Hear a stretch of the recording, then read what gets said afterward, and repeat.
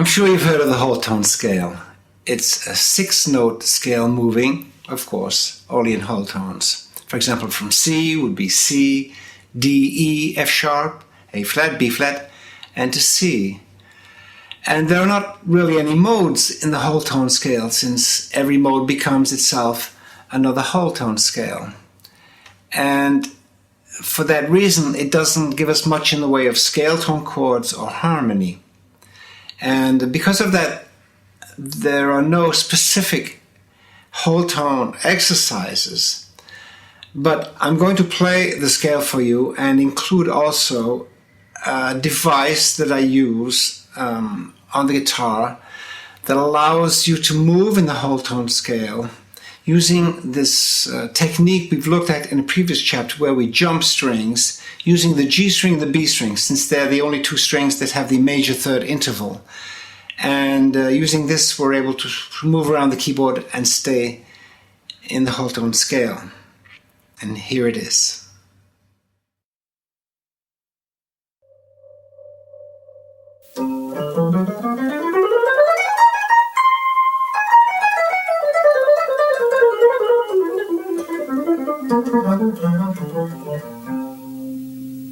And here's the device.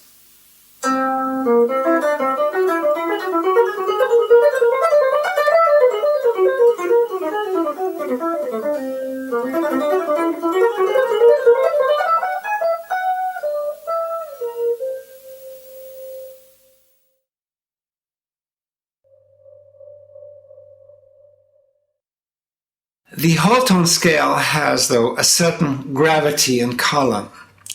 And this is one of the reasons I've chosen to play the melody of the tune that I'll improvise over in demonstration number 1. The bridge of this tune opens with a complete descending whole tone scale, but in a very different harmonic environment. And you'll see here the value of the whole tone scale in melodic terms. Another reason for choosing this piece is the time signature. It's in slow 9/4, and the chord structure is one of the more complex I've written. It's a difficult tune to improvise over, but since this is the final chapter, I'd like to give you something you can get your teeth into. Its title is Fallen Angels, and here's the structure.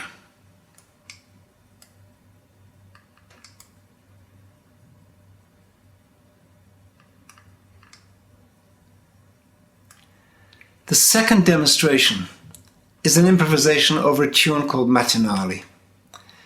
This tune is played up-tempo, but for learning, slow it all down. It's a tough tune to play, not only because of the tempo, but also because of the complexity of the chord structure.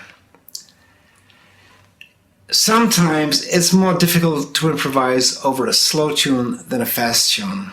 In the fast tunes, the chords can be flying by so quickly you just hang on and go through the changes, and there's not much time for pure creativity until you've really mastered your instrument and the tune, and even then. Fortunately, the contrary also happens, and you can find yourself in a state of real creativity on an up-tempo tune. This is what's so unusual about improvising.